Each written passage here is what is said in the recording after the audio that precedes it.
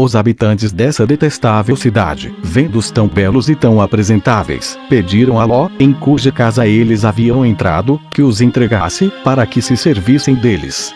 Esse homem justo censurou-os, rogando-lhes que tivessem mais compostura, que não lhes fizessem injúria alguma, ultrajando os estrangeiros que estavam hospedados em sua casa, e que não violassem em suas pessoas os direitos da hospitalidade. Acrescentou que, se essas razões não os persuadissem, ele preferia entregar-lhes as próprias filhas. Mas nem isso os convenceu.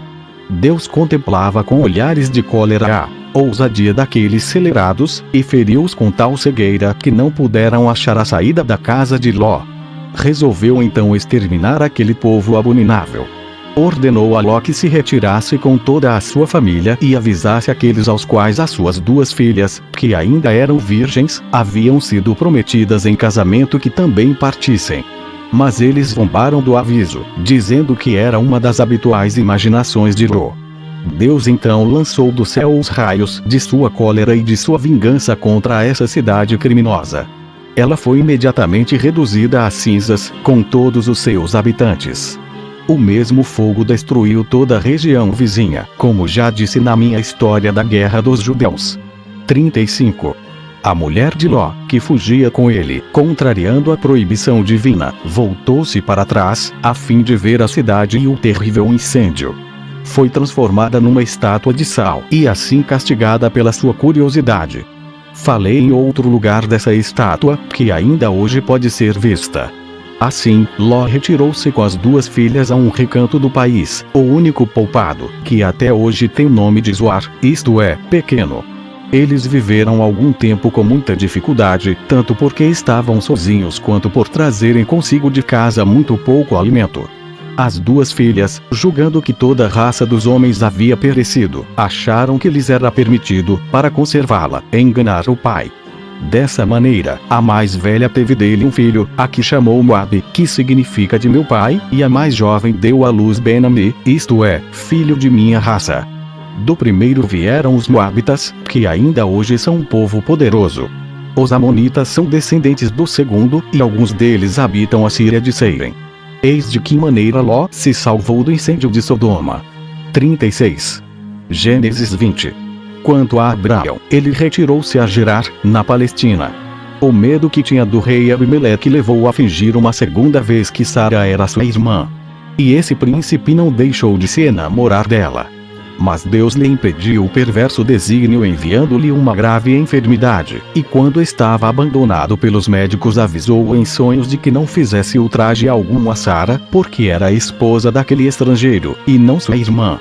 Abimeleque, encontrando-se um pouco melhor ao despertar, contou o sonho aos que estavam junto dele e por conselho destes mandou chamar a Abraão.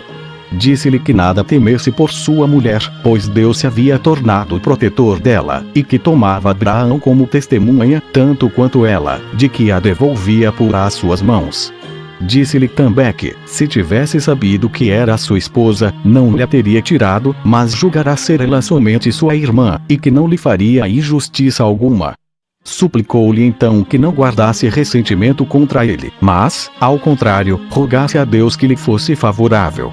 E, ademais, se desejasse habitar nos seus estados, receberia toda sorte de atenções, ou, se pensasse em retirar-se, fá-lo-ia acompanhar e dar-lhe-ia todas as coisas que viera buscar em seu país.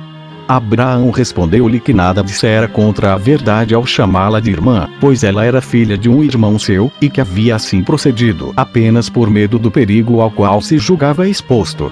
Estava muito aborrecido por ter sido a causa da enfermidade do rei, e de todo o coração desejava-lhe a saúde. E ficaria com muito prazer em suas terras. Abimeleque, ante essa resposta, deu-lhe dinheiro e terras e fez aliança com ele, confirmando a conjuramento junto aos poços ainda hoje denominados Berseba, isto é, Poço do Juramento. 37. Gênesis 21.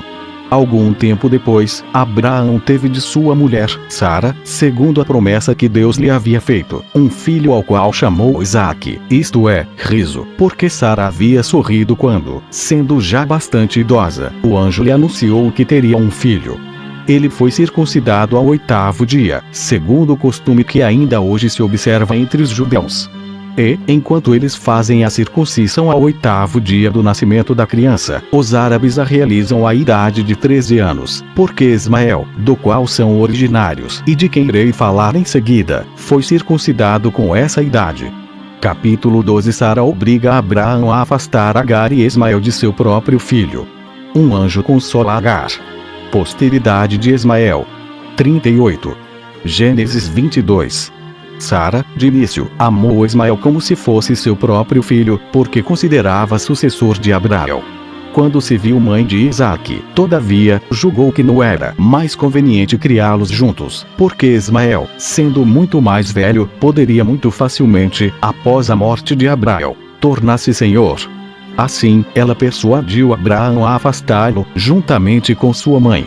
Ele, em princípio, teve dificuldades em fazê-lo, porque lhe parecia desumano expulsar de casa uma criança e uma mulher aos quais tudo faltava. No entanto, Deus lhe deu a conhecer que ele devia dar essa satisfação a Sara. Como Ismael não era ainda capaz de se governar sozinho, ele o entregou à mãe, a quem disse que se fosse embora, dando-lhe apenas alguns pães e um odre cheio de água. Depois de se haver esgotado o pão e o pouco de água, Ismael sentiu tal sede que estava a ponto de morrer, e Agar, não podendo suportar a pena de vê-lo morrer diante de seus próprios olhos, colocou-o ao pé de um pinheiro e afastou-se. Um anjo apareceu e mostrou-lhe uma fonte que estava próxima, recomendando-lhe que tivesse muito cuidado com o filho e asseverando-lhe que, se cumprisse bem esse dever, ela seria a-lhes. Uma consolação tão inesperada fê-la retomar a coragem.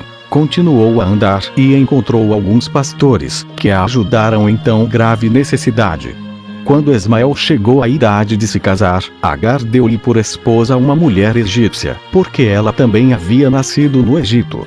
Ele teve 12 filhos: Nebaiote, Quedar, Abreu, Migbição, Misma, Duma, Massa, Hadad, Tema, Getur, Nafis e Quedemá. Eles ocuparam toda a região que está entre o Eufrates e o Mar Vermelho e a chamaram Nabateia. Os árabes originaram-se deles, e os seus descendentes conservaram o nome de nabateenses por causa do seu valor e da fama de Abraão. Capítulo 13. Abraão, para obedecer à ordem de Deus, oferece Eliagai ao filho Isaque em sacrifício. Deus, para recompensar Eliagai a fidelidade, confirma a Eliagai todas as promessas. 39. Gênesis 22. Nada se poderia acrescentar à ternura que Abraão tinha para com Isaque, tanto porque era o único filho quanto porque lhe fora concedido por Deus em sua velhice. Isaque, por sua vez, praticava com tanto entusiasmo toda espécie de virtudes, servia a Deus com tanta fidelidade e prestava a seu pai tantos serviços que dava a Abraão todos os dias novos motivos para amá-lo. Assim, Abraão só pensava em morrer, e seu único desejo era deixar aquele filho como seu sucessor. Deus concedeu o que Abraão desejava, mas antes quis experimentar a sua fidelidade. Apareceu-lhe, depois de haver-lhe lembrado as graças particulares com que sempre o favorecera, as vitórias que o haviam feito conquistar os inimigos e a prosperidade com que o brindara, ordenou-lhe que lhe sacrificasse o filho Isaque sobre o monte Moriá e assim testemunhasse, por aquele ato de obediência, que ele preferia a vontade divina ao que ele tinha de mais caro no mundo. Estando Abraão persuadido de que nenhuma consideração poderia dispensá-lo de obedecer a Deus, a quem todas as criaturas são devedoras da própria existência, nada disse a sua esposa nem a qualquer outro de seus familiares sobre a ordem que havia recebido de Deus ou acerca da resolução de executá-la, com medo que eles se esforçassem para dissuadi-lo de seu propósito. Disse somente a Isaque que o seguisse, acompanhado por 2 criados, e mandou colocar sobre um jumento todas as coisas de que necessitava para o sacrifício.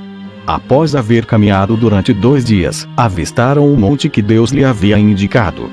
Deixou então os 2 criados no sopé do monte e subiu somente com Isaque. No cimo desse monte o rei Davi, mais tarde, fez construir um templo.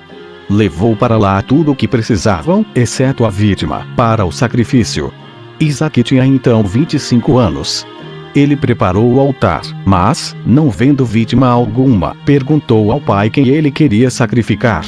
Abraão respondeu-lhe que Deus, que pode dar aos homens todas as coisas que lhes faltavam e tirar-lhes as que já possuem, dar-lhes-ia uma vítima, se dignasse aceitar o sacrifício deles.